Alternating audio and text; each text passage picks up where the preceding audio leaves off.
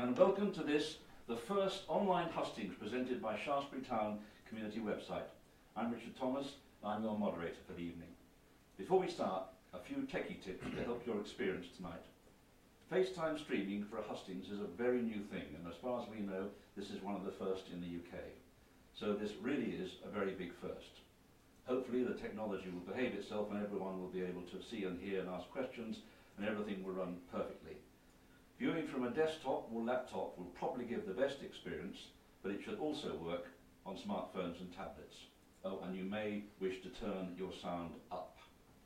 So, now, if you're all sitting comfortably, welcome to the 4 candidates standing for North Dorset in the election on the 8th of June.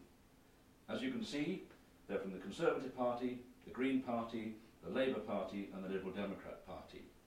Thank you for coming into the studio this evening, gentlemen. All 4 are hoping to attract your vote on the 8th of June to end up representing North Dorset in Parliament. And this evening, they're here to answer your questions on what they and their party stand for and why you should elect them to the House of Commons next Thursday. In a moment, they'll introduce themselves, but just a word first about how this evening will run. After the candidates each get 2 to 3 minutes to say who they are and what they stand for, it'll be your turn to ask them questions. At the end, in about an hour or so from now, I'll ask each of the candidates to make a closing statement, and that's it. So, let's get started. I'll now ask each candidate to introduce himself in the alphabetical order of their party name. So, starting with the Conservative Party candidate. Good evening, I'm Simon Hall. I'm the Conservative Party for the North Dorset constituency. It was my great honour to be elected as your MP in May 2015, and I hope to continue by securing your support on Thursday to continue to serve as your MP. Now, what have I done? What have I done in those just 2 years? I've done exactly what I said I would do in my election literature then. I have been a strong advocate and voice for North Dorset, speaking up for our needs and requirements in Westminster. That's the health service, education and school funding, transport infrastructure, agriculture, defence, rural broadband, those key issues which are so important to each and every family in all of our communities. And I've been visible and available here, holding advice surgeries to help constituents, visiting businesses, charities, the voluntary sector, our GPs practices, our local hospitals, our farmers, working alongside our parish and town and district councils in order to try to make the very best of life for all of us who live here. I'm a father of 3. I have 3 little girls at a local primary school in Marnell. I want to make sure that our Dorset education system is fit for purpose going forward. I've got a vested interest in that, obviously. But I will continue to be, if re-elected, hard-working, dedicated, and that strong voice for North Dorset in Westminster that I believe our area requires. Thank you. And now, the Green Party candidate. Good evening, my name's John Tutton. I'm the candidate for the Green Party in North Dorset. Well, to start, I think we're in very unknown, unpredictable times from the happenings of Brexit last year, the activation of Article 50 in March, to this week we've had the President of the United States pull out of the Paris climate deal, which I think is one of the biggest, most disastrous things that could have happened. At the same time, in this country, we have been undergoing an austerity experiment for numerous years, which is failing terribly. We've got schools underperforming, children under too much pressure, resulting in anxiety, depression. They're losing a love of learning. You've got a mental health service that, from my own eyes working in the sector, I've seen it failing. You've got lack of support from social services because of lack of funding, understaffing, which impacts upon the mental health sector by not having patients leave hospital in time, not having the care in place. You've got the general healthcare sector under the NHS still doing a remarkable job considering it is lacked funding and it needs an injection of cash. But also things that are important to me, the homelessness in this country has doubled in the last 6 years. numerous different reasons for that, but one is just the cost of living has gone too high. But I think what I want to give to you, the residents in this constituency, is an honest and compassionate person to bring your voice to Westminster and to listen when it's needed. Thank you. And now the Labour Party candidate. Hello, my name is Pat Osborne. I'm the Labour Party candidate for North Dorset. This is possibly the most important general election that I can remember in my lifetime. The NHS and social care are on their knees. Our schools are in crisis. There are food banks in our communities. I never thought I'd see that in my lifetime. 6 million people earn less than a living wage. 4 million children are living in poverty. We've got a housing crisis. Our pensioners potentially will be suffering indignity in retirement. And we've got the spectre of a hard Brexit hanging over us. I've campaigned against all of these things in North Dorset because I care about North Dorset and I care about the people of North Dorset.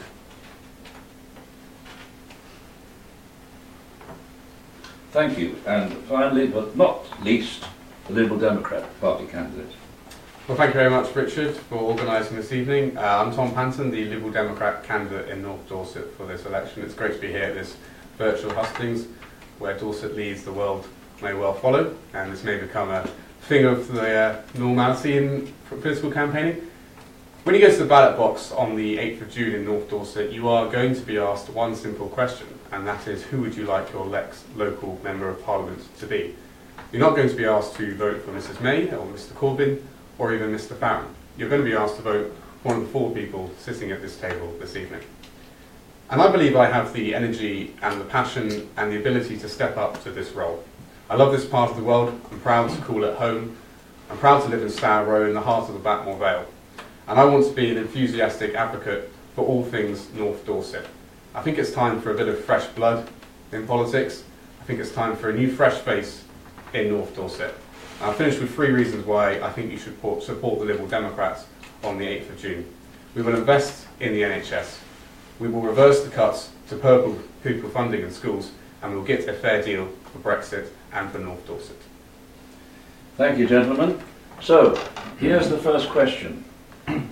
Are you committed to saving the beds in Westminster Memorial Hospital in Shaftesbury from closure? And if so, what will be your strategy to win this battle? That's from Leicester in Shaftesbury. Who wants to go first?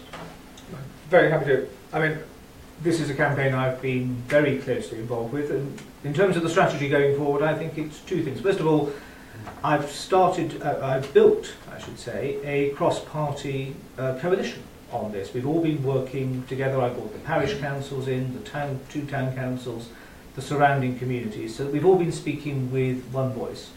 And the Save Our Beds campaign and others have done the most phenomenal amount of work. I've already spoken to Tim Goodson as the Chief Executive of the Clinical Commissioning Group and have had a number of meetings with him about the proposals in the first instance. Anybody who reads the Blackmore Vale magazine will have seen the very detailed submission that I led the submission, the writing of, with all the town and the parish councils in support.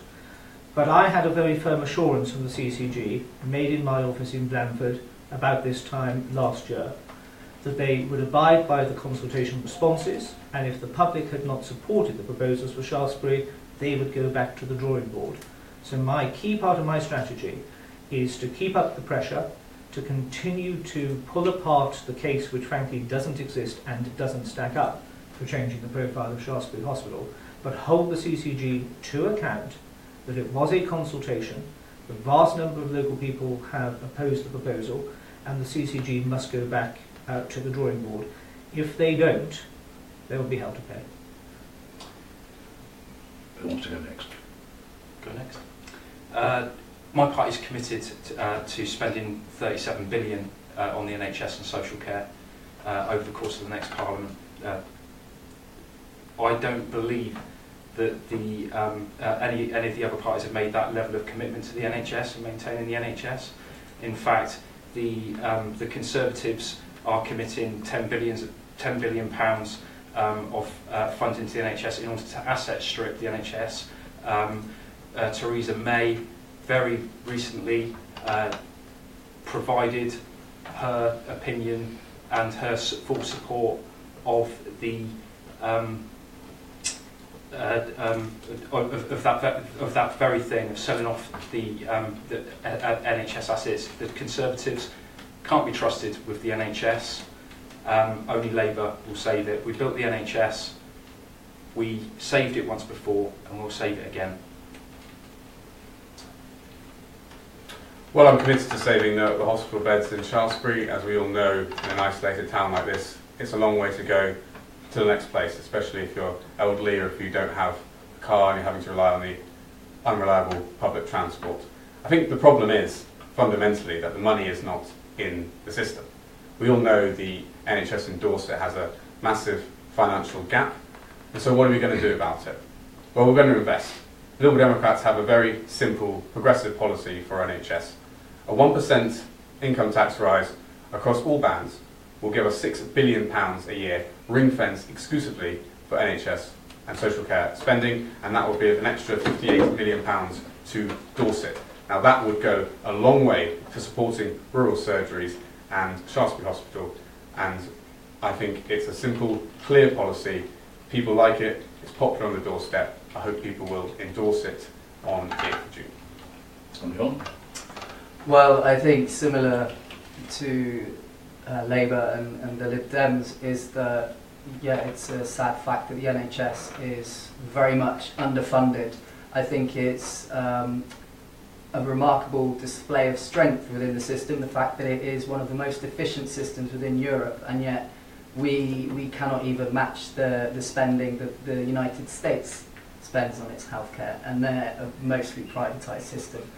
I am fully in support of keeping the beds open in Shaftesbury, and I think there needs to be an overhaul of healthcare and social care merging between the two. Certainly the beds in Shaftesbury, even if they remain to be for rehabilitation from General Hospital back to the community. Certainly I'm aware of the terrible public transport system, which would make it very difficult for people to go and visit out of town. But as well, I think... John, I think specifically the questioner is asking what specific policies, and I'll ask each of you again, what specific policies you would follow if you were elected to save the beds at Westminster Hospital in Shaftesbury. Well, to put the funding back in place, to reverse the real-time cuts that have been happening over the years, and those funds can be recouped from different areas, from inheritance tax, from reversing the cuts to corporation tax. Simon? Well, I mean, my three colleagues on the platform have promised something which is actually irrelevant as far as Shaftesbury is concerned, because this is a decision which the board of the CCG is going to take in September. So proposing new money over the lifetime of a parliament matters not a jot or tittle.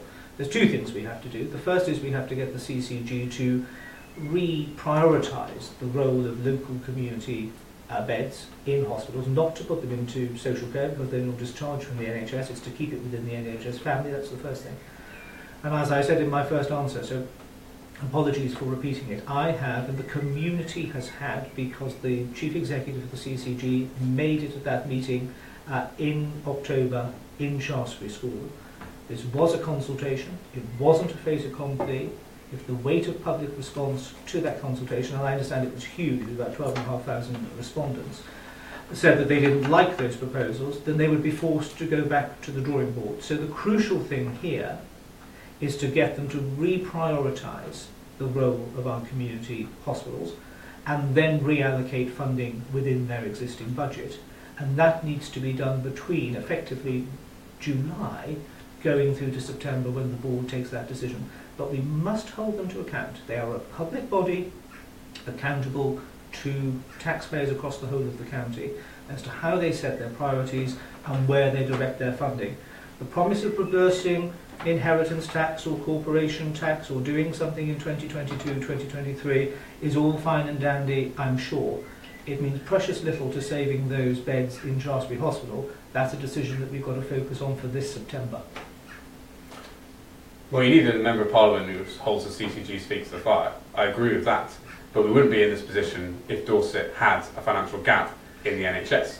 And that's because the funding hasn't been put in the first place. So it's irrelevant. So Simon says, oh, well, they're talking about putting in money later on in the Parliament. Well, if you put the money in now, we wouldn't be in this problem in the first place. So you need an MP who's going to vote for and advocate more funding for the NHS and more support for community hospitals like Shaftesbury. I don't think you'll get that with Conservatives, and you'll get that with the Liberal Democrats. I've already done it. What? So it's a general policy. You're not giving me anything specific. Well, what you would do. If I was the MP, I would campaign to keep the beds in Westminster Hospital. What do you think I've been doing? All right. That's what I'll do as well. Can we invite the Pat to come? Yeah, I agree with I agree with a lot of what Tom said there actually around the need for an MP to stand firm and stand up for Shaftesbury Hospital in particular. I don't believe a Conservative candidate would do that. I don't believe a Conservative candidate where the Conservative policy is to dismantle the NHS.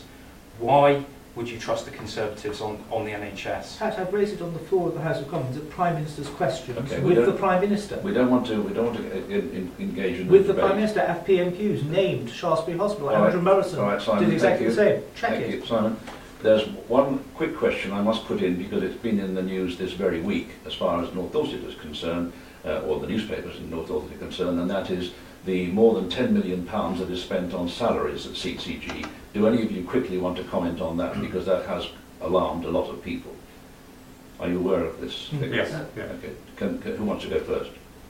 Well, it's clearly, the salaries are very high, aren't they? They clearly need to do some working out why they're paying their chief executive and their top brass so much when they're potentially closing hospital beds in Shaftesbury. So it's a very simple answer. I think lots of people probably agree with that as well. Do any of you disagree with that? No, I think Tom's hit the nail on the head. If people are earning big salaries, then they need to actually be doing things to earn them, and they need to justify those salaries, and not serving the public. Clearly, not serving the public in this way, to me, suggests that they are not earning those salaries.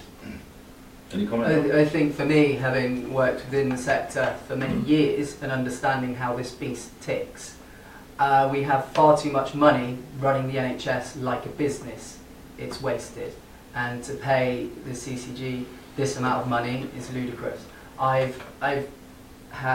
remember going into some training once a year or so ago, and at the end the instructor said, oh, if you have any questions, contact this person.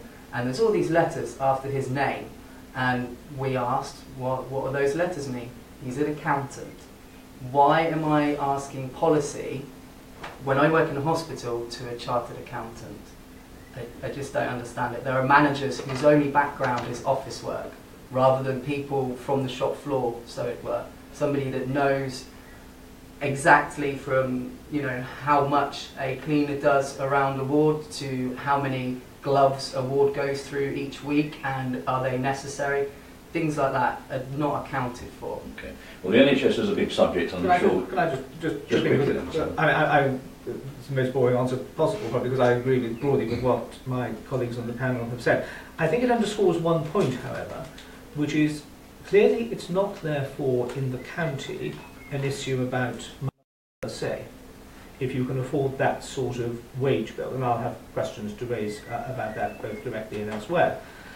It strikes to the heart of what the priorities are, and certainly in response to the question which I asked in the Commons, the Prime Minister was very clear that CCGs should be targeting and tailoring their strategies in order to meet local needs and requirements, not necessarily those of, as John has rightly mentioned, those with accountancy initials after their name. Although clear accountancy and making sure that the taxpayer gets the biggest bang for their buck in terms of what we spend, I think in any public service, and I'm sure the four of us would all agree on that, has to be one of those sort of baseline things of any deliverer of a public service.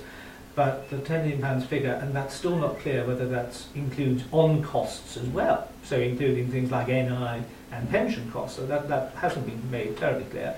I think there will be a lot of questions to be answered on on those particular points. Okay. Well, we spent quite a bit of time on this because it is a Yeah. subject that a lot of people feel strongly about, and the NHS as a whole, and we may well come back to that. The next question moves on slightly, but it also has an NHS theme, and that is from Linda, and she says, in view of all the new housing estates, proposed housing, and the new Churchill development, this is in Shaftesbury, of flats for retired people, what are the plans for a new medical centre to provide care for all these extra residents when the current medical centre in Shaftesbury is already overloaded with patients? I guess the question for you really is, what could you do to facilitate more medical facilities? So who wants to go first on that? Let's start with John. Well, I think this is one of the problems that I've seen with development over the last few years, is that they seem to develop and build houses without building the infrastructure around it, schools, GP surgeries, things like that. And those are very important topics. When you're increasing the population in an area, you can't keep the same amenities in place. You need to increase that as well. I think one of my concerns is that over the years we've sold off a lot of social housing stock to developers. We've allowed developers to sit on land and keep adjusting the plans so that the original numbers completely change. And I think we should be, before we hand out development contracts, we need to make sure that there are plans in place for the GP surgeries, for the schools as well. Okay, Pat. This is a problem right. Planning in North Dorset's been absolutely appalling for a number of years. Shaftesbury, Gillingham, Blandford, exactly the same problems. Houses being built onto the edges of communities with no infrastructure.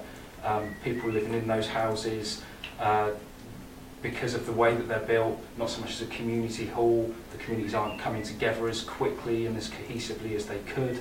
There's a particular problem in the north of Shaftesbury where there's building planned for another planning authority that will further add to the strains on the infrastructure of Shaftesbury. That's an appalling situation to be in. At the same time, across the country, we've got a huge housing crisis.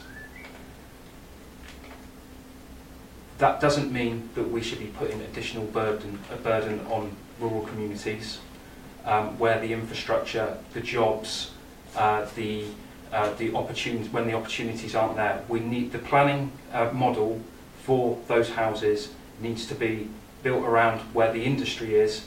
The housing plan needs to be aligned to the industrial plan, and we need to make sure that infrastructure is put in place too. Tom, what about you? Yeah, this is obviously a very pertinent issue for Shaftesbury and other towns and villages across North Dorset. Stallbridge potentially losing their last GP, retiring as well. And I was there the other day and hearing about that issue and the anxiety people have there. I think in Shaftesbury, I agree with much of what John and Pat have said about the need to provide the right infrastructure with developments on the estate over there. Greenacre Way, I was there just the other day, and people were saying to me, who didn't live on the estate, that for all these people to come in and they haven't put the doctors, and when's it going to come? And my answer is, well, I'd love to see a new surgery in Shaftesbury. I think we all would love to see that, and to ease some of the overcrowding that is currently going on, and ease the pressure on the staff there at the moment. The reality is it comes back to money again, I'm afraid. And if you don't have the money in the system in the first place, it's very difficult to go ahead with new developments. So with the risk of boring everyone and repeating myself to death, I'm very proud to be standing on a platform of a progressive policy to put money into the National Health Service, and I'd like to see the money for Dorset used to recruit more nurses and more staff, and ease some of the pressures that are at the moment in the system. Simon. I mean, Tom's part right that it's something to do with money, but I'm afraid he's looking at it at the wrong end of the telescope. We still have a very weird way of delivering GP services in this country. In that everybody thinks that the NHS goes and builds out of them. The vast majority of our GP surgery, exactly the same thing in here in Shaftesbury, is privately owned by the doctors themselves. And so you have to find the money to buy a partnership and get a size of the leasehold and then the freehold and then start out the mortgage and all the rest of it. So I think that we are probably coming to a time where we need to reappraise and reevaluate actually how we can deliver in physical terms GP's services. And that was actually part of the attractive thing within the CCG's proposals for the hospital, of maybe having some additional services delivered in some underutilised square footage of that building. But it is what gives development a bad name. Houses come in first, and then it always appears that the decision makers are scratching their heads saying, well, where are these kids going to go to school? Where are they going to play? Where are we going to go if we're feeling unwell, etc. Now, in the 2 years I've been in Parliament, I sit down with both North and East Dorset District Councils every other month. We talk about these things. We try to get the county involved and other decision makers to try to make these deliveries as seamless as possible. Because Nancy is absolutely right.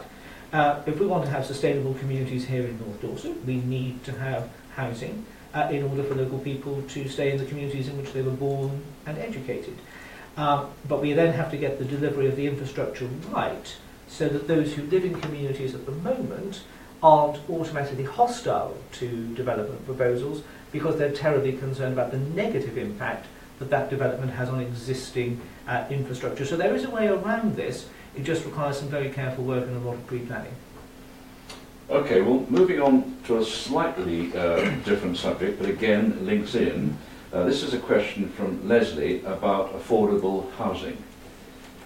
She, maybe he, I'm sorry, has asked, can you please tell me, many of you talk about the need for affordable housing, can you tell me please how many, where, and how can you get planning permission when so many local councillors vote against affordable housing? Let me start at this end, Pat. Okay, the Labour policy is, our policy is to build 1 million new homes over the course of the next Parliament. 500,000 of those will be council homes. With the other 500,000, we're planning to extend the Help to Buy scheme to make sure that local people get first dibs on housing. In terms of the planning aspect of that, a lot of the planning for housing is already in place with local plans, and that process is something that will continue. Okay. Yeah, I think it's very hard to come up with a number, I think, because you've got all sorts of costing issues, and in a place like this you're going to have all the issues over planning developments and objections locally.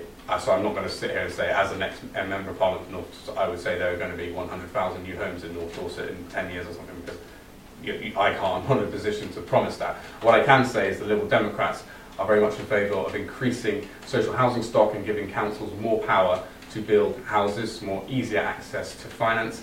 And we would actually go and we would say that for second homes or unused homes, we would give councils the authority to levy income tax up to 200% to encourage people to not use it or lose it basically, but to build themselves in the communities and stay where they are, so local people can have the housing rather than it being bought by someone who lives a million miles away and never actually comes and stays there.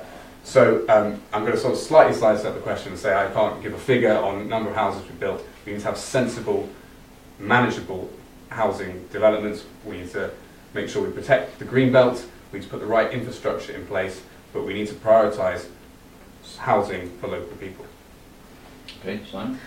It is now impossible to put a figure on it, and this, we are talking about Linda asked the question specifically. Sorry, Leslie, wasn't it? Asked the question specifically about affordable housing. And you don't get many people who have a second home which is an affordable home. If you need an affordable home, you certainly use it and you live in it.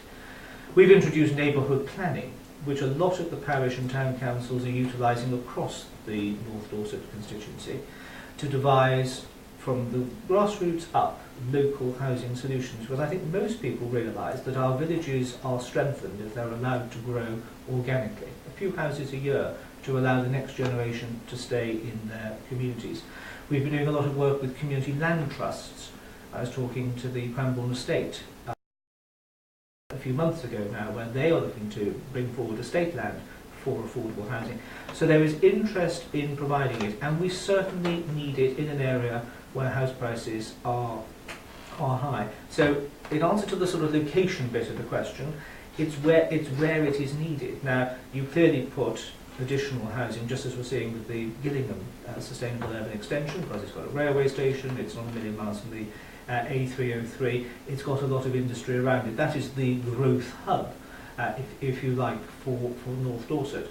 But it is appropriate if we want to see a growing economy, if we want to see stable communities where children can live in the same town or village in which they were born and brought up, then we need to make sure that it is dispersed across the constituency to then help those communities. Because what does that do? New people either coming in or staying within the village keeps the local school vibrant, keeps the community shop open, keeps the pub. We can't afford just to have North Dorset become a open-air retirement home, some sort of dormitory area where people just come to retire. We need to make sure that those who are born and raised here can do exactly the same for their families in an affordable setting. I think Simon's got a point about the having people with families live here rather than just retirement communities, although it's a beautiful part of the world to retire. But I think one of the things we need to realise is there are around 600,000 empty homes within the UK. We need to be starting to use those. We need to pressure those landlords or those owners of those houses into actually using them. A lot of them sit on them as property because it's just an investment, and owning it with, as the price goes up each year, they're making money. We need to raise the council tax or a land value tax to push them and developers into use that they've already got but are sitting on top of, waiting for the value to go up. I think we're all in agreement, development will still happen, but it needs to be done sustainably. It needs to take into account the local areas, and certainly from a green perspective, it needs to be accounting for infrastructure that gives people a safe way to cycle around or use rail, indeed, in Gillingham. A question here from Angela, who says, with lunches being cut and school funding being cut, including special needs schools and short starts, how can we be certain that our children will not suffer at the hands of the winning party? Let's go the other way this time. John, you start again. Okay, well, if the Green Party were in majority, then we want to reverse the cuts. We want to inject £8 billion. We want to put free schools and academies back under state control. One of the problems there is that a lot of money is wasted on these schools. Head teachers appoint themselves CEOs and then give themselves vast pay rises, which I accept that the role of a head teacher is difficult and stressful, but it needs to be paid a reasonable salary. We want to abolish SATs and Ofsted to put the children and the teachers under less pressure. We want to give them an environment where they can thrive and find a love of learning again. You didn't answer the question about how extra money is going to come into schools. The extra money for schools, well, there is different ways. We've looked at reversing the cuts to corporation tax, a Robin Hood tax, which is a 1% tax on large financial transactions. Okay, well, let's move on. You can think about that. Yeah. Simon. Yeah. Let's deal with Andrew's first point about the free school lunches. Free school lunches are not being scrapped. They're actually a statutory duty for local education authorities to provide. I have 3 children, all at primary school. They have all qualified for free school meals, not based on my income, not based on my wife's income, but based on their age, not on need. But I know that there are some children in my girls' school, and all of us on the panel will know children who actually need that free school lunch, but also need a free school breakfast as well. So we're making sure that those who are in real need, and not just qualifying by age, will end up with 2 free nutritious meals in school each school day.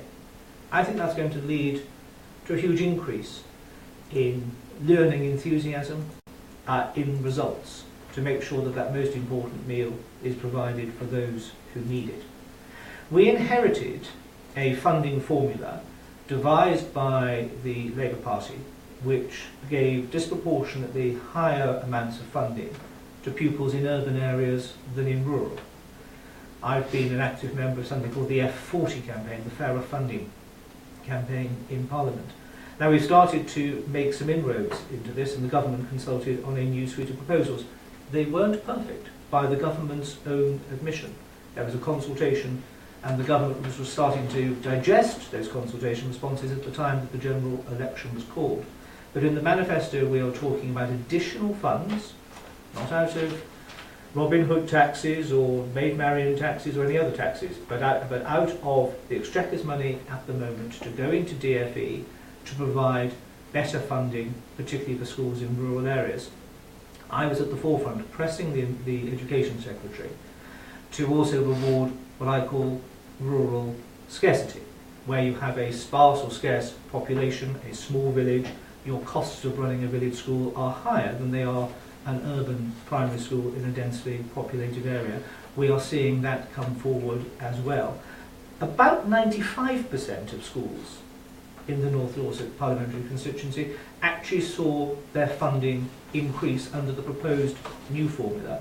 It's work in progress. There is still a lot of stuff to do, but the indefensible regime of funding, which said a child in Birmingham requires more funding than a child in Blandford, or a child in Stockport requires more funding than a child in Shaftesbury, that has got to go, because all of our children, irrespective of where they live, will ultimately be contributing to the general welfare and well-being of this country in the future. So Simon, you're saying that it's not true that school meals are being cut, free school meals are being cut? No. What we've been very clear in the manifesto. Those who would not qualify, okay, those who would not qualify for a free school lunch, it will be taken from them. Can I afford to give my children lunch out of my own purse? Yes, of course, I can. But we will be then, so those who are in need, and that may be determined by whether they receive, for example, the pupil premium, whether their parents in receipt of housing benefit, there will be a number of triggers that will that will give those children that free school lunch. We're going to take some savings out of that clearly, because that can then go into funding education in its broader sense. But we are ring-fencing some of those savings to provide free breakfasts as well. So I think this is actually something, I think, a policy which all parties should support. Those who are most in need will now get 2 free meals a day in school. I think that's good news for kids. It's good news for their learning. Okay, now let's see what Tom has to say on that. Well, the Institute of Physical Studies and the National Audit Office have both said that real terms cuts to purple funding are happening. They're going to happen by 2020. So we would stop the real terms cuts to purple funding, and we would invest £7 billion in education, and we would protect pupil premium. It's a Liberal Democrat policy. It's one of our flagship policies in the coalition. It's money directly to the poorest students who need it the most, and it has measurable benefits on their outcomes. Free school meals was something championed by Nick Clegg in the coalition. We stick by that. It's a sensible policy. A hot nutritional meal every day has massive, massive benefits to children at school. We've invested in kitchens in the coalition, and I don't know where we stand on that now. So we are the party of education, and we will protect per pupil funding, and we will investment in the schools, and we will allow the teachers and the head teachers to run their schools without constant tinkering and pressure from the Department for Education. Every single Secretary of State of Education who comes in seems to think they have to leave their mark on the education system and radically transform everything. Let the schools run themselves, give them the money, and give the children free school meals. And Pat, do you agree? Not wholly, only partially.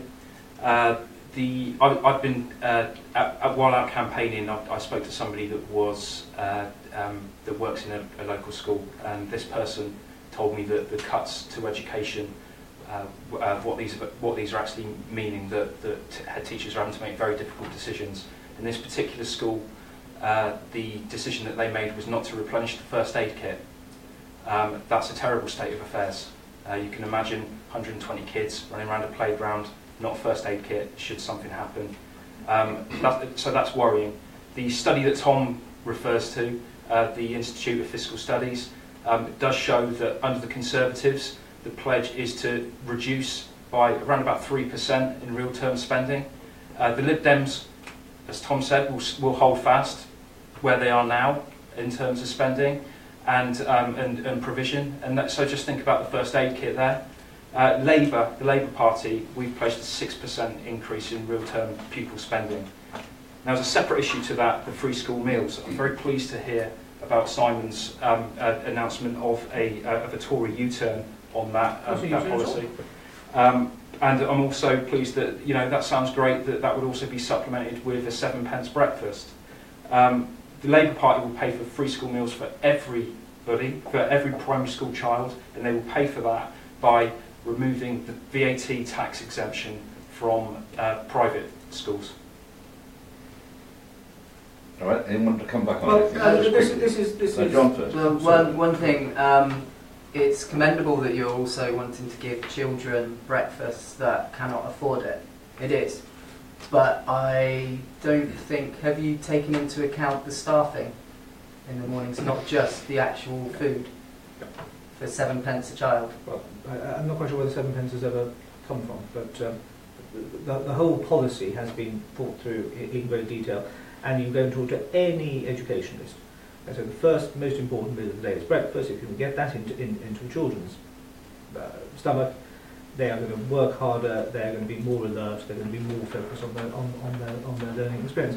Can I just, the answer of the left is always, well, let's tax. I mean, I don't know if anybody's worked out what the rebate is for VAT on private schools. I mean, unlike Tom, I didn't go to a private school. I mean, I was state educated, so I don't know about these luxury establishments. But what I do know is this, that if you add together all of the VAT which the private education system will claim back, you get nowhere near the funding needed to, and I quote Pat's pledge, to fund free school meals for every primary school child in the country. That would be very thin gruel indeed if you were funding it out of that. I don't know where the money's coming from, yet again. With okay, we don't extend this, but go on then. I feel I just have to make a quick riposte to Simon there on his personal jibe. Of course, Simon has no idea about the circumstances in which I went to that school and the decisions that my parents made at the time and the money that the bursary that I was on to go to that school. So I don't quite like that unnecessary attempt at a jibe. The VAT on private schools is a very interesting idea.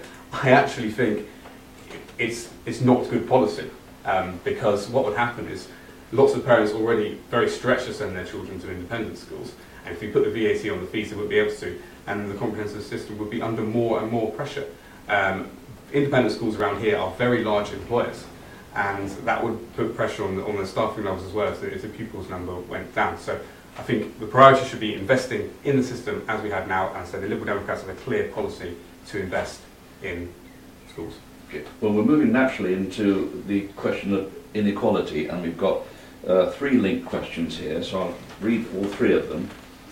The first one is from Anna, who says, austerity policies have failed, the debt has doubled, and the government has proved that we are not all in this together when public services has a pay cap of 1% and vote themselves 14% pay rises. What will you do in the next Parliament to reduce inequality?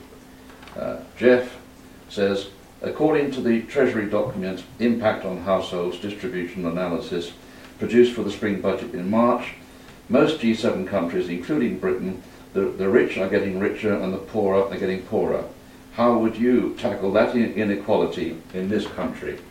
And finally, Adrienne says taxes are not a burden, they are payment for services we receive. Low tax is not a virtue. The question is whether the government provides satisfactory quality services in return for tax receipts. Do you think we're getting the right quality of services, and what is your position on taxes? So we've got linked questions to do with inequality and taxation. Can we perhaps start with you, Pat, and work down? Yeah, so we will increase taxation from on income tax on the top 5%. Everybody else will continue to pay exactly the same. That will start to close the gap. We provided a fully costed manifesto that provides full evidence that those monies, those tax revenues, will be reinvested in addressing inequality. So things like education, where education can be a great leveller. I myself went to what was at the time a well-funded comprehensive. So the comments that Tom made around kids that currently go to independent schools having to go to comprehensive schools, if you fund those comprehensive schools well, not only do you address issues around inequality going forward and over time, but you also throw people in together. It's much more people from lots of different backgrounds, and you get much more social cohesion, and that's very important.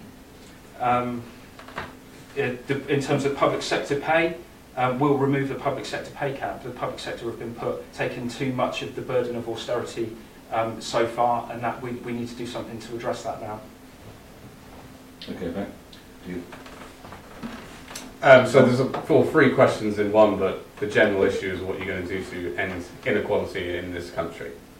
And I think what we need to do is we need to give a pay rise to public sector workers, so we would also end the 1% cap on public sector pay. And we need to invest in our public services. And we need to give people good, decent, affordable homes.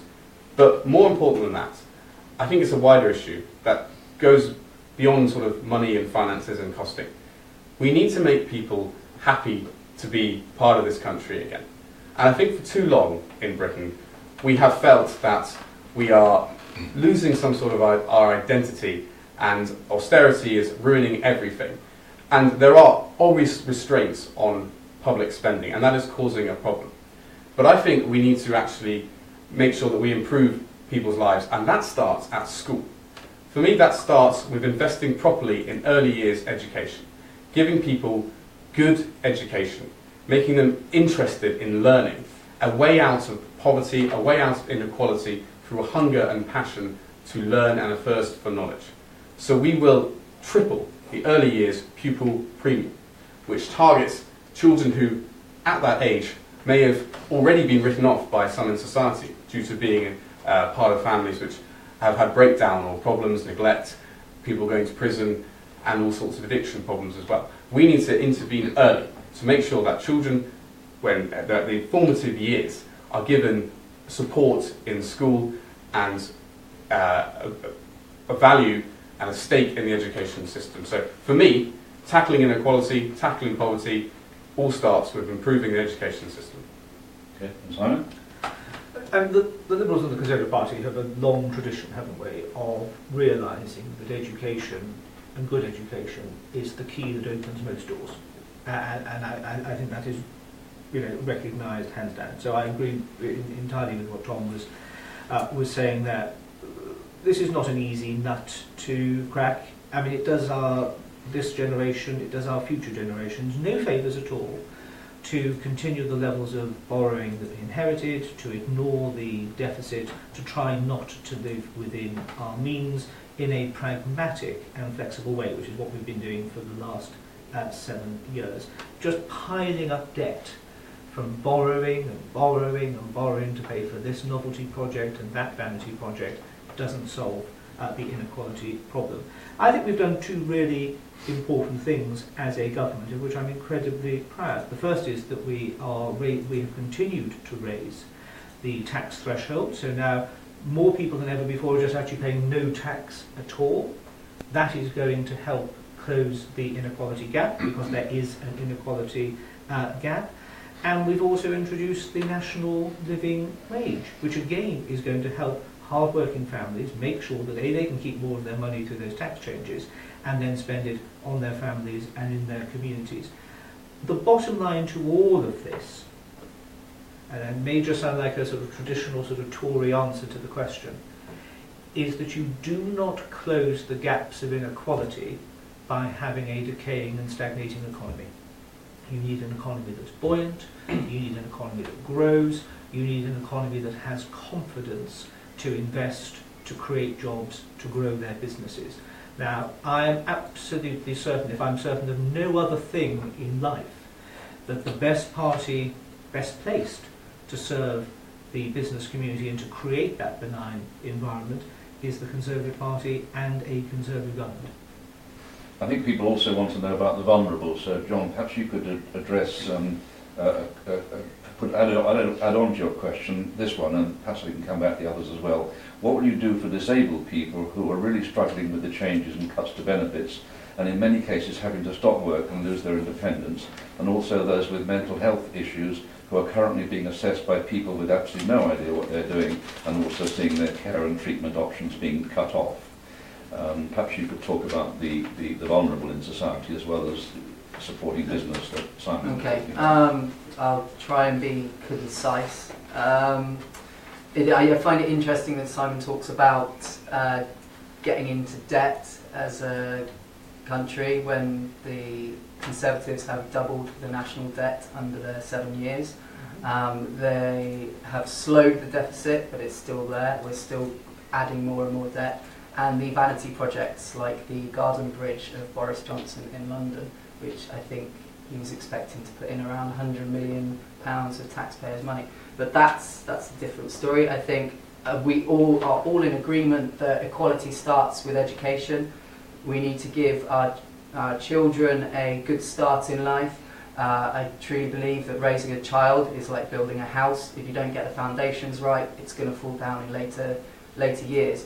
And now that will impact upon the mental health services, the penal services, if things go really wrong. We, as the lower end of the scale, the lower waged mass, we're just not earning enough. The Green Party pledges to raise the minimum wage to £10. I think as well, what I see as odd economics is that we're lowering the tax on corporations at the same time as raising taxes, business rates for small businesses, making it very hard for them to stay open, at the same time as our wages have contracted over the last few years. We are right at the bottom of the pay scale in Europe at minus 10.4% with Greece. And at the same time, we've had inflation pushing costs up, and income, VAT has been raised on products. So all this time, we're wanting to recoup taxes from leisure goods on VAT, but fewer people are going to be buying them because they're even more out of reach, because they've got less money and those products are worth even more. Certainly, in my eyes and my party's eyes, we need to have parity of spending with mental health and general health. For too long now, I have seen people really suffering. We need to reverse the cuts to the disability at the same time as cutting bedroom tax, because a lot of the time it tends to affect people with disabilities. They might live in a 2-bedroom property, but they need that other room for all of the facilities to live a normal life. They need more support to get back to work. Okay, can I switch to the other end of the table and ask Pat to come in on this question of that Simon was promoting the case for business. Where is the case for the vulnerable in society? What would your party, what would you do for the vulnerable, for the disabled? What, just for the disabled in general? Well, the question was, if I can find it, it was basically what are you going to do to reverse some of the cuts to help disabled? Can you return that question back on the screen? So some of the things we would do, John touched upon, I think, was is one of those things is scrapping the bedroom tax.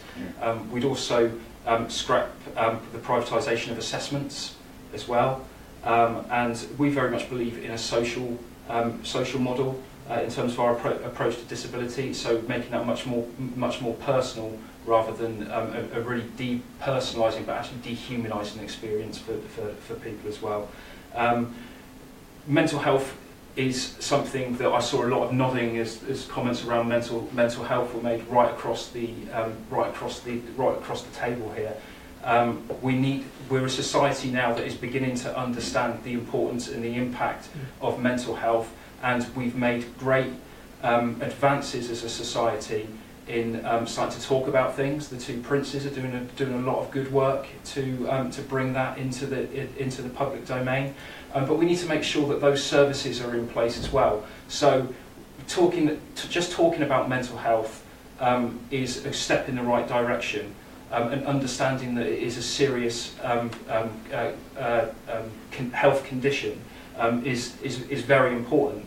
But the infrastructure needs to be in place that when people start talking about mental health issues, that they have the places to go in order to get the help that they need.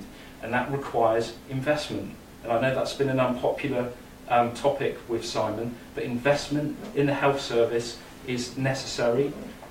And ring-fencing investment in mental health is one policy that the Labour Party has put forward that will help with that.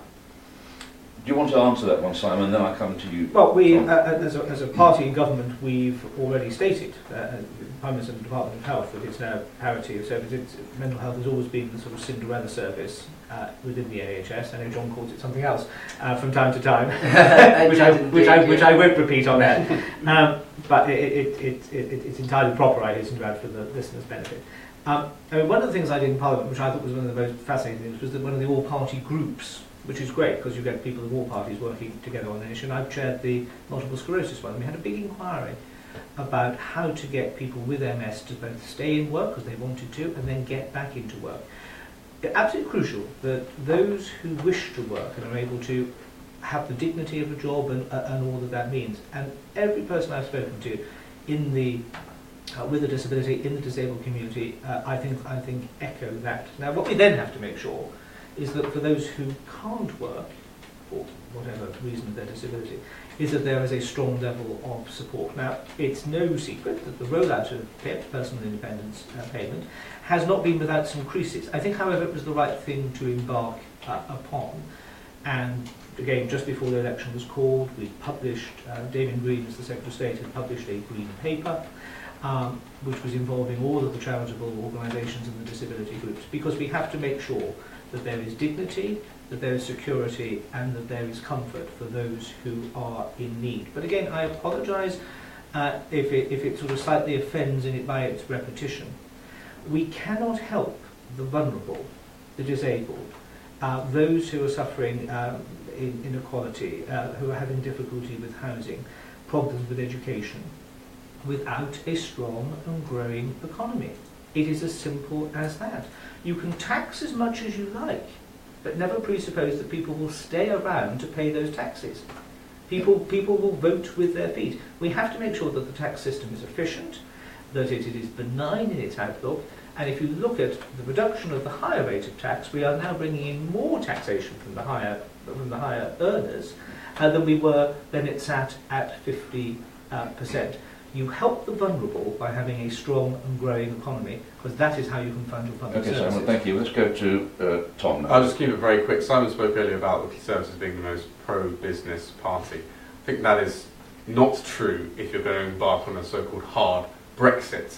Oh, they are again going against the public will in a referendum. It's actually my chance to speak, and it's not going against the public will to say that if we pull ourselves out of the single market and out of that internal market of 500 million people, put up tariffs on import and export tariffs, it will damage our economy. That's just basic economics, I think, and that's not going against the will of the people to say that. Well, we have now a question on the economy. Doesn't give a name, but the question is, empty shops and high street rates are common in every high street now, with charity shops overtaking towns and paying lower rents. How will you help our local high street and local chambers of commerce to deal with this nationwide problem? Will you help our local smaller businesses more? Let's start with you, Pat. Okay, start with me again. I guess the first point there is, yes, that is happening all over the country, but the way in which we shop for goods and services is also changing all over the country.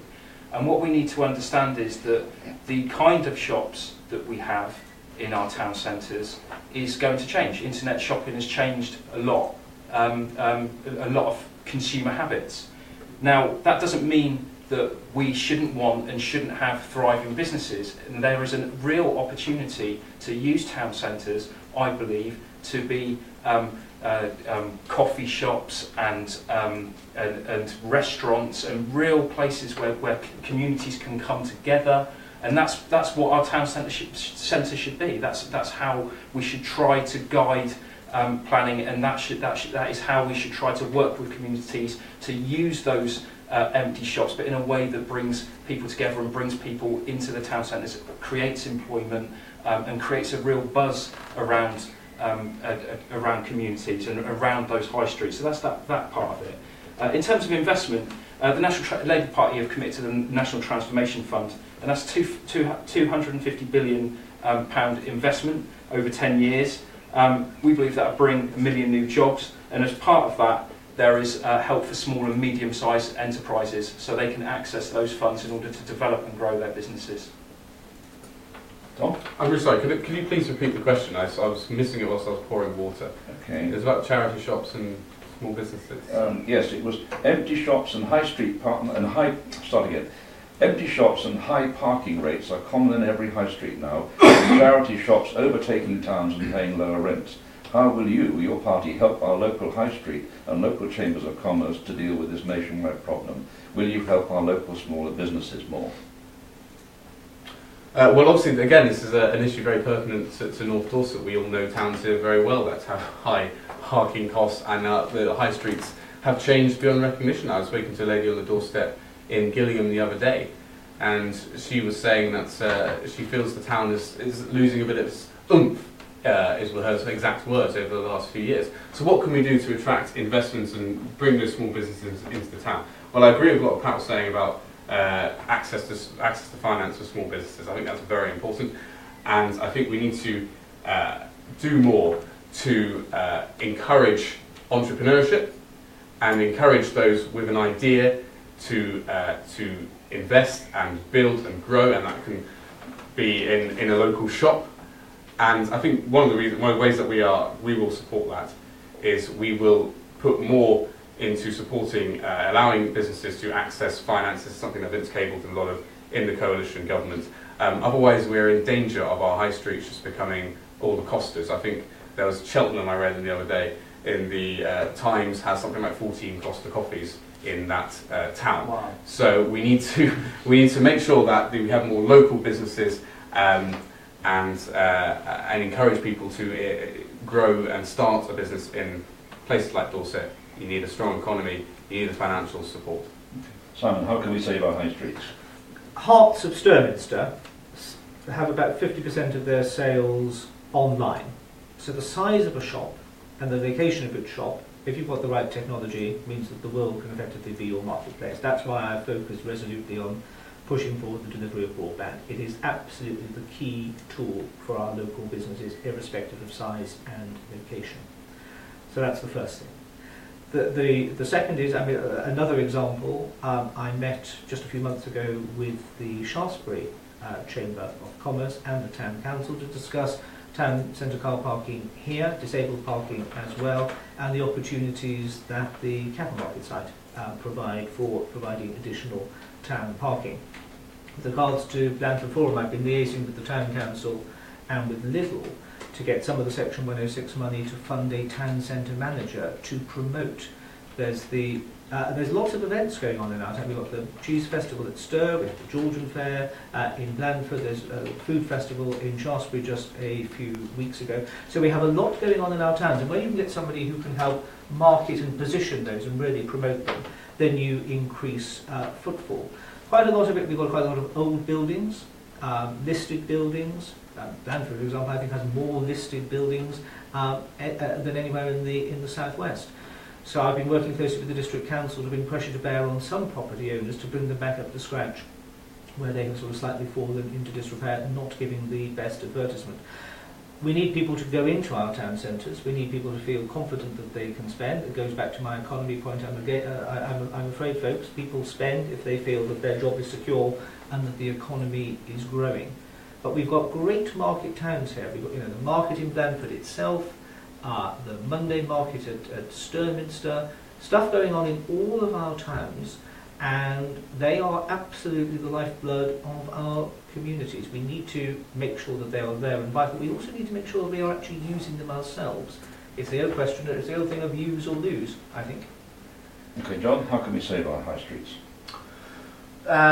Numerous ways, I think. One way would be to readjust the business rates tax and the corporation tax to level the playing field a little bit. At the moment, you've got the large corporations at an advantage over the small shops. I know quite a few shops have been closing around North Dorset over the years, hardware stores, pet stores, because of the introduction of larger corporations like Pets at Home, which immediately people flood to because it's cheaper, there's more on offer. I also feel that there's a problem removing the banks from the rural communities. If a small business then has to either wait for the bank to come round, the mobile bank to come round, whilst sitting on a lot of money or needing change, what can they do in that situation? We need to use our public ownership of RBS to introduce rural banks to help those local communities. We need to buy local produce. We need to support the local agricultural community. Richard, can I chip in on just one thing? Because John has prompted me. Absolutely key about the banks, and there is that reliance where you can all do your internet banking. That's fine if you've got a strong signal. You're right. The one thing which the Post Office is now providing, and we've been doing a lot of work on this with STIR and the Federation of Small Business, is that small businesses now can get their float from the Post Office. They can pre-book it. They can do all of their cashing up at the end of the day. The Post Office, thank God, is stepping in and filling that gap, because you're absolutely right. Access to those cash funds and those cash facilities, really important if you're a small business and you haven't got all the technology of a big safe and stuff to lock up and all the rest of it. In STIR, there's only 2 people working at the Post Office. Yep. Are they going to increase their... There are grants. I've met with the Chief Executive of the Post Office. There are grants available for existing providers if they need to physically expand, if they need to reconfigure their units, if they need to take on more staff. And we're having an ongoing discussion about that. Okay, well, there is funding available. Let's now bring in the Brexit question. We've got a question here, no name, but this is an agricultural area. North Dorset will lose the Common Agricultural Policy funding from the EU in 2 years' time, assuming we leave in 2 years. This will bankrupt many farms in North Dorset. What can you do, what can your party do to stop Brexit meaning bankrupt? Do you want to address that one, John, first? Well, I think we need to retain a subsidy to the farmers, but ensure that it goes to the farmers rather than the rich landowners. We need to support the local agricultural community by buying local, by only allowing the public sector like schools and hospitals to buy local. At the same time, as we're giving the subsidies to farmers, we need to assist them to come around to more sustainable practices. Okay, Simon. Well, the questioner is actually right, that for many farms, without that support provided by the EU through the CAP, their bankruptcy would be staring them at the face. That would be the case if the government isn't doing anything about it. I mean, I've been very lucky. I've sort of been chairman of the all-party group on dairy, so we've done an awful lot of work with dairy farmers and the dairy industry. And I've also been the parliamentary private secretary to the farming minister at DEFRA, so we've been actually quite involved doing quite a lot of this work. And I think John is on to something here, and this is very much the thinking. We have to find a regime which provides financial support and stability for our agricultural sector to ensure its continuance. That is vital in any rural constituency. But we need to do it in a way which rewards those who are actually needing it and not the uber wealthy landowners. We need to be rewarding innovation. We can do far more sectoral support. We can drive up animal welfare, because we're never going to win in the race for cheap food produced by dodgy provenance. We are going to sell overseas and on our domestic market by high quality, good produce that people know that they can rely upon, that is safe and that is good for them. So that is evolving, and I think the agriculture, we do a hell of a lot of work with the NFU and others. They recognise that over the next 18 months, whilst those Brexit negotiations are going on in Brussels, domestically we will be consulting with all of the agricultural bodies to ensure that we have a regime which works. I'd go one step further, if I may, because I think it's absolutely important. We obviously need to get the support for the NFU on this. But I want to find a system which is beyond political tinkering when there's a change of government, because there will be a change of government in due course. So I want to find a system whereby, whether it's organisations like the Soil Association or the RSPB, can at least support, maybe not in whole, but certainly in part, some of those initiatives where we are rewarding farmers and landowners for environmental initiatives, biodiversity, higher landscape stewardship, and those sort of projects which help not just our countryside, but also as a byproduct our tourism as well. Okay, Simon, thank you. Tom. Well, we had this discussion at the NFU Hustings overnight in Sturminster Newton. My party's view is that we need to move away from direct subsidies towards more localised agricultural policy, supporting smaller farmers and rewarding those who do a public good, so the environmental protection that the two panellists have already referred to. But this is going to be a problem for North Dorset. Let's not beat around the bush here. Currently, the UK gets £3 billion of CAP payments from the European Union, and the government is going to have to, government of whatever stripe is going to have to make a decision. You either step in and support and provide the money, or you don't. We are saying that you need to provide some level of support because agriculture is susceptible to problems, changes in seasonal weather, anything. We need to provide that support for this vital, vital industry. So how are we going to do that? That's the question. I said the other night at the NFU in Stir that I think this is one of those issues which needs cross-party thinking. We need to bring the people on board who know the farmers in the industry, who know best how to make this work, because we are going to have to fund that gap somehow. But I would like to see us move towards a system of a more localised domestic agricultural policy. Thank you. Pat, how do you help the farmers? Well, first things first, we can't allow the farmers just to simply fall off a cliff edge in the wake of, that as well. of Brexit. No hard Brexit. Other things that we can practically do, well, most farmers, most of those farmers that are in need are small and medium-sized enterprises. They would be able to apply for funding.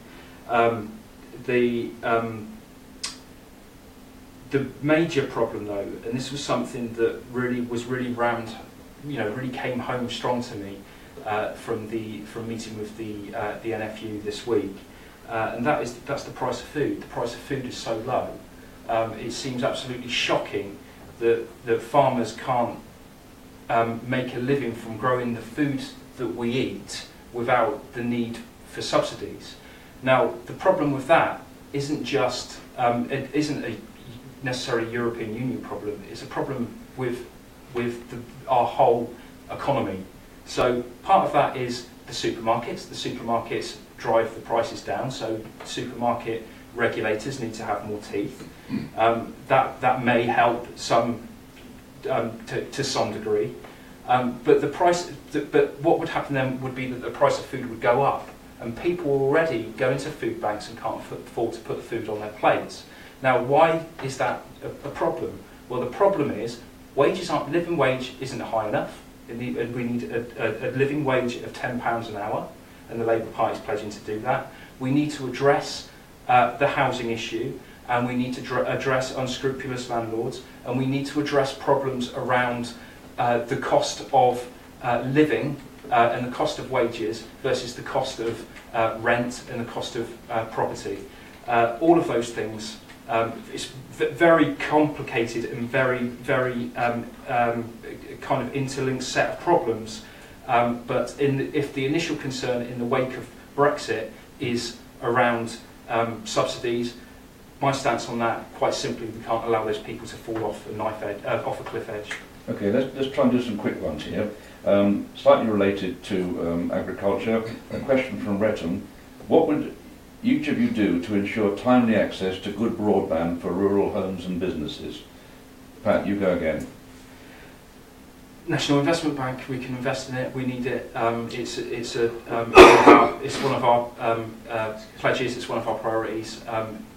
Agree totally with Simon in terms of if we want to grow businesses I find myself agreeing totally with Simon. If we want to grow... Write it down. Yeah. It's being recorded. That's one of our careers, absolutely finished. Not too much humour, please, Joe, folks. Sorry, Cloud. Broadband is a key investment. If we're going to be retain a strong economy, broadband's not negotiable. We need it. Okay, Tom. Well, if we're keeping it quick, I actually agree with a lot of what Pat said. We need to put the investments in infrastructure and high-speed broadband. It's vital for an area like this. And the money needs to go in there. We put £100 million in national infrastructure investments, and a lot of that will go So put money in. Yes. Simon, quickly, please. We've already done it, because one of the last bills that we passed in Parliament was the Digital Economy Bill, which has the universal service obligation. So by 2020, those black spots, those not spots, those hot spots, call them what you will, but some of the age of the cable and the distance from houses to the boxes and the topography of North Dorset, and it's a common theme in my inbox, it's a common theme at my advice surgeries, we need broadband and we can't get it. That universal service obligation is going to provide fast broadband to each and every premises across the land, not just here in North Dorset, by 2020. It will finish off that last little bit of the BT contract. Whether BT is the contractor that does it will remain to see who does it. But it is the absolute tool, and that is what will be delivered. And John, what's the Green Party's position on? 100% agree. Investment, the rural area needs their broadband. One thing that worries me is that we're using a company that has been listed the last year, I think, either the first or the second most complaints as a service. But I can't quote exact on that, but that's what I remember. Okay, well, you seem to be in agreement on that one. Quick question here from Fiona on 0 hours contracts. How can you feel your job is secure if you're on a 0 hours contract? Starting with you, John, what do you think about 0 hours contracts? I think they're terrible. I don't think you can feel secure in a 0 hours contract.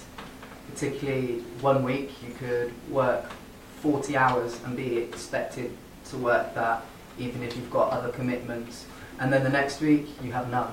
How is that secure? The implications are always questions of what would you do about it, so what would you do about it? Well, we would ban 0 hours contracts. Okay, Simon? Briefly? I think to have a strong economy, you will have a flexible workplace, and you have to have a flexible labour market. And for some people, not for all, but for some people, 0 hours contracts works very well. It meets their needs. So I'm all about encouraging diversity of employment, a range of employment, making sure that people are paid as well as possible. But I don't think you achieve that by closing off one particular avenue of employment or not. So I think we keep it as it is, but we make sure that there are plenty of regulations in place. Okay, so you're provisionally in favour of zero hours contract? No, I didn't say that, Richard. What I said was I'm in favour of a flexible work market, and there are a number of people for whom that flexibility, which comes with a 0 hours contract, brings enjoy. And I think if you don't want to be tied to a contract, you may be caring for a child, you may be caring for an elderly relative, there could be all sorts of reasons why you're doing it, why you don't want 40 hours a week. Let us have that flexibility. What we're not saying, absolutely, because who would, is let's make all employment non-contract based and 0 hours. Let's just have that flexibility and that space for manoeuvre. Okay, Tom, are you convinced by that? Very much in the middle ground on this one. I think 0 hours contracts work for a small number of people in certain sectors, students, bars, bar workers, possibly does work for them. The problem is a lot of 0 hours contracts are exploitative, and it creates great uncertainty because, as John mentioned at the start, you're never quite sure how many hours you're going to do, and you can't long-term plan. If you have a family, if you're paying rent, you can't really plan for the future. If you're insecure about what your hours are going to be that following week. So what I would personally like to see is a move towards, if someone's in a 0 hour contract for a certain amount of time, an offer of permanent employment or a permanent contract is put on the table after a certain period of time. Quite simply, we would ban them, 0 hours contracts, and we also need to legislate against fake self-employment, which is also another way of just exploiting people. Okay, question here from James on mortgages. 95% government-backed mortgages are only available on cheap, mass-produced new builds. This seems more of a subsidy for house builders. Do you support opening these offers to all properties? You want us to go back on this one, James? Pat? Okay, so the question is cheap mortgages? 95% government-backed mortgages are only available on cheap, mass-produced new builds. This seems more of a subsidy for house builders. Do you support opening these offers to all properties, to a wider range, I imagine this means? I guess that's not really If you want time to think about it, I'll move over. Do you have a view on this, John? Yes, it's the Green Party policy that we would abolish the Help to Buy scheme. I believe it artificially inflates housing prices. Simon, quickie? Look, it's difficult enough for a lot of people to get a mortgage. So anything government and financial sector can do has to be, I think, applauded and encouraged. Now, I'm inclined to think that this is not a subsidy for house builders. This is actually providing a helping hand to get people onto the property ladder who are currently unable to do it. And I suggest to the questioner that probably people are just heartily relieved to have access to that and have secured a roof over their head and a stake in their future by owning a property. And are not actually that hung up about whether they've bought a Grade 2 listed cottage in the middle of Shaftesbury or a new house on the Eastern Development. Okay. Mortgages is something which I've not crossed my door yet in my personal life. It's not something I've ever really thought about much, and that's the sad state of affairs because too many people in this country are too far away from the idea of home ownership, that dream of having your first place and that security that comes with it. So what can we do about it? That's the question. If you want a very quick answer, it's going to take a long time. I think the rent-to-own policy that the Liberal Democrats are advocating in our manifesto is quite a sensible one. I think it's a good idea for people who are renting at the moment to buy a stake, payments to buy a stake in the house, maybe one way to solve the problem. I'm not an expert in the area of mortgages, but I think we should make it easier for people to buy their first home, and that's a good, sensible policy. But you want to come back on that? Yeah, I think we need to, I mean, we've got a housing crisis, so that's recognised across all parties, and I think we need a range of solutions to do that, and Help to Buy has, certainly for people that I know, has certainly been something that's enabled them to move into a new home, and it's, I mean, it's a very practical thing. We will build 500,000 council homes of the million that we're pledging to build, but at the same time being able to move away from private rental and into home ownership actually reduces the amount that you pay on housing as well. So we're proposing to extend the Help to Buy scheme to until 2027. Okay, well, we're going to wind this up shortly, so just three quick ones to, well, no, not necessarily quick ones, but three to end with. One is a weighty one, so I'll give you that first.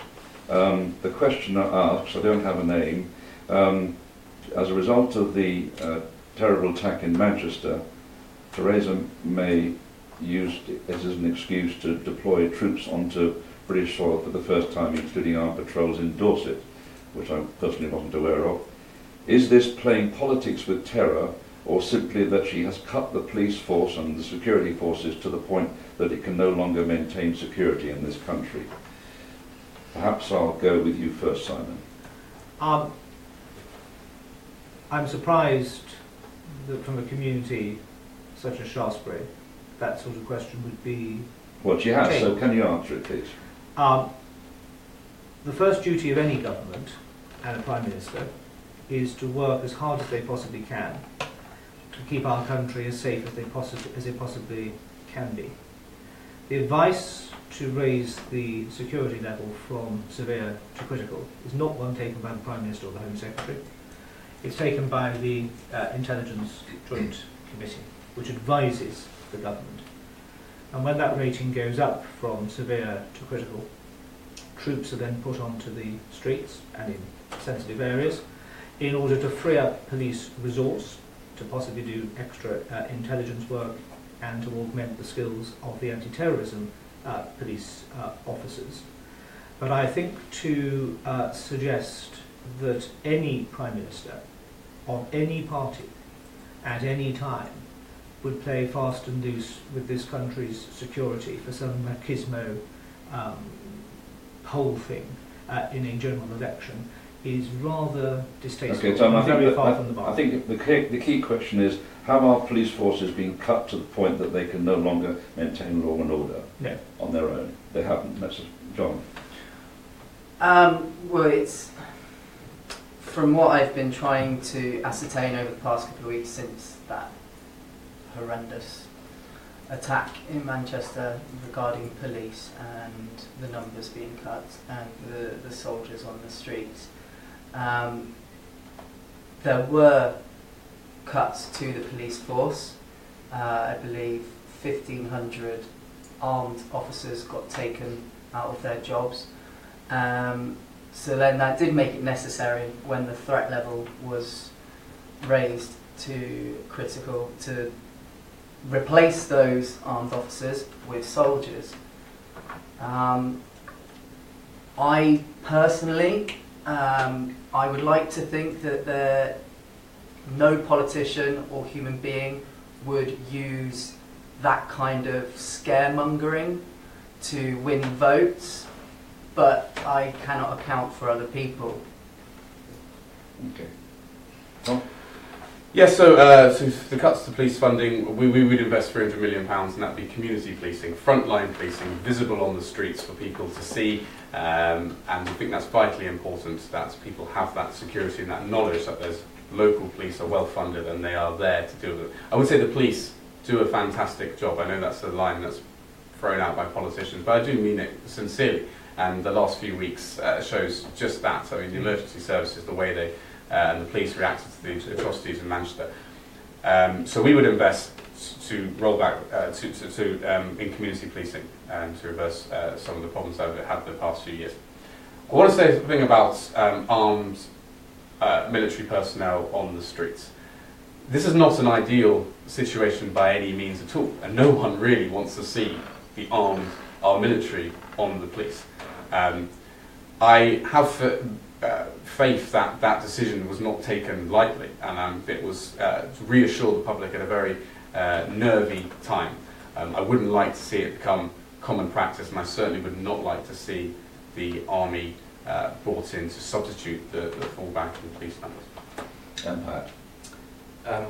I don't think even Theresa May would have introduced martial law to score political points. In fact, if that's what she's done, it's been a pretty bad strategy, and it's kind of backfired on her. But I do think the accountability of us having to put military on the streets does sit firmly with her.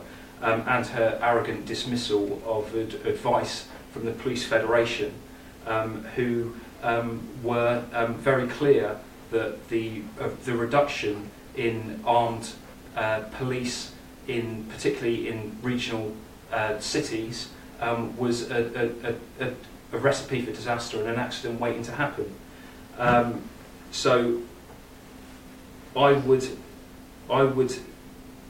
say, as a result of that we need to invest further in bringing our police numbers back up. The Labour Party will do that, 10,000 police officers, and also in our intelligence services. And the Labour Party again will invest in 10,000 more intelligence. So Pat, why is it, and just as a matter of interest, why is it, and I take what you're saying with sincerity, but why is it that John McDonnell, the man who you want to be Chancellor of the Exchequer, has said he wants no police officer in the country to be armed? So at any national emergency, the army would have to be brought out, number one, and he wants to disband MI5. How can you marry those two things? Right, can you give a quick answer to that, because we are winding up now? Certainly can. Now, our policy is decided at conference by the party. You better tell your shadow Simon, chancellor. please, let Pat talk. And there are differences of opinion within the Labour Party on certain issues, just as there are differences of opinion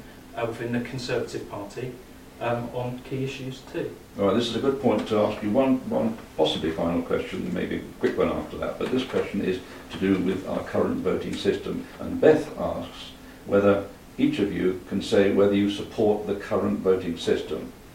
She says the Tories are making this a vote for Theresa election when they know full well that our system does not work like that. Ignoring that last comment perhaps, which of you, can you give me your comment on whether you support the current first past the post voting system? Can I start with John? I and the Green Party do not support first past the post. I think we need to revolutionise the system and bring in proportional representation. I think it will bring a much fairer democracy to have all parties at the table. I believe that with differences of opinion, in healthy discourse and debate, that's how change happens, rather than just having single ideologies bash each other out. Okay, quickly, Simon.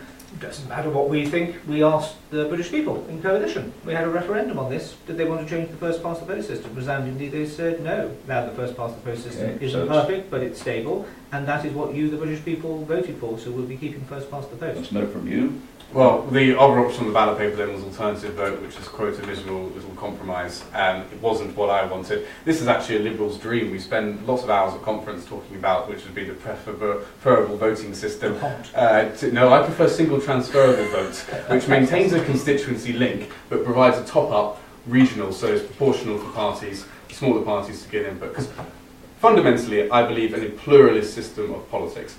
And first past the post has always benefited these two parties here for many, many years. And I think, I'll tell you why I think this. In 2015, We should keep losing. UKIP, in 2015, UKIP got 4 million votes, 12% of the vote, and 1 member of parliament. Now, I do not subscribe to any of UKIP's policies, but 12% of the vote should be more than 1 member of parliament. I honestly don't think how anyone can think that is a fair system. And Pat? I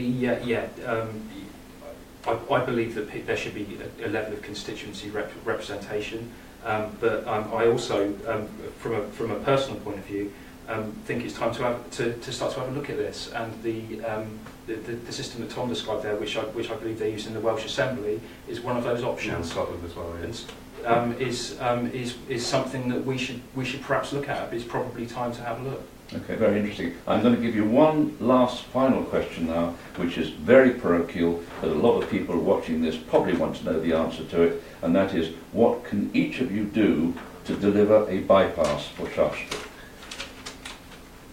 Who wants to start? Tom. I'm tempted to sort of plead the fifth rather than get out there and build it myself. I've lived around here for nearly a decade, and this has been an issue that has been going on for much longer than that. I think I spoke to people in Melbury, Arras and Cannes about this quite recently. I think this is one of those issues where we need to be bold and the decision needs to be made. And I think the money, the extra infrastructure investment that we have proposed, that all parties need to come together, and it needs to have a solution to this, so I support that. But we need to put the money in, and someone has got to make a decision. Yeah, we've been promised around here for as far as I was born, and that's that's 40 years ago now, as far as I can remember, that there would be better links between the M4 and Poole, and that would really be a huge benefit for all of the industry in the area and for bringing new industry in.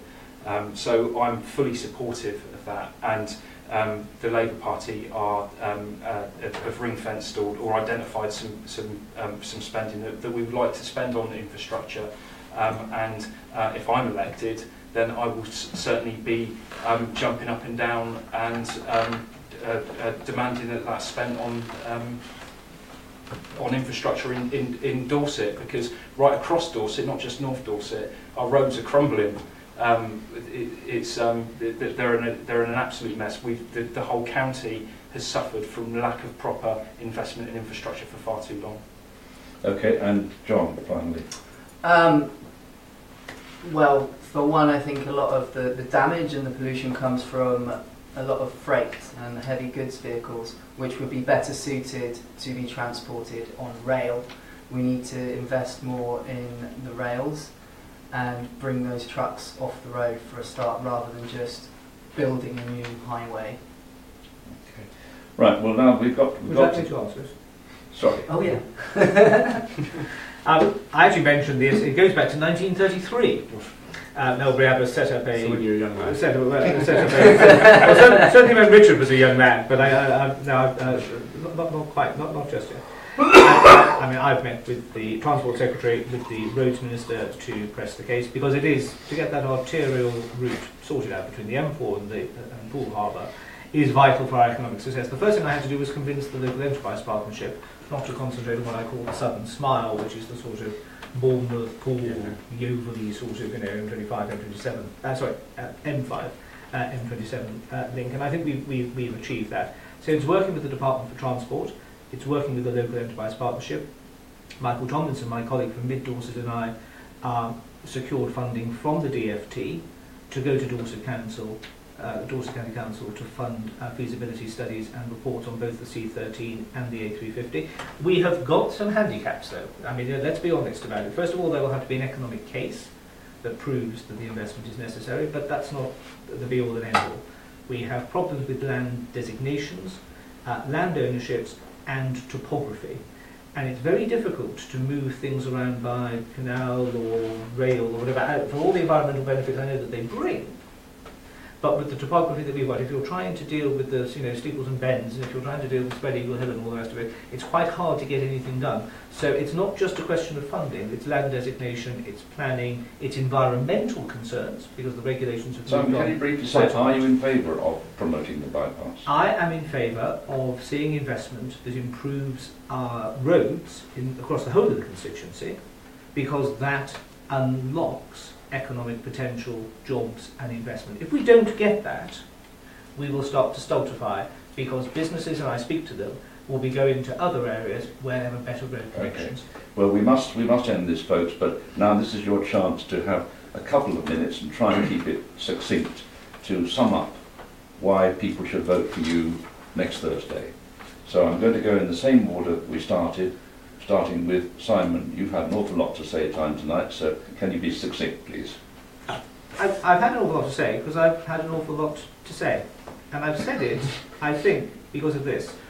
In 2015, I said I would be that strong voice for us in Westminster and a visible and active MP down on the ground.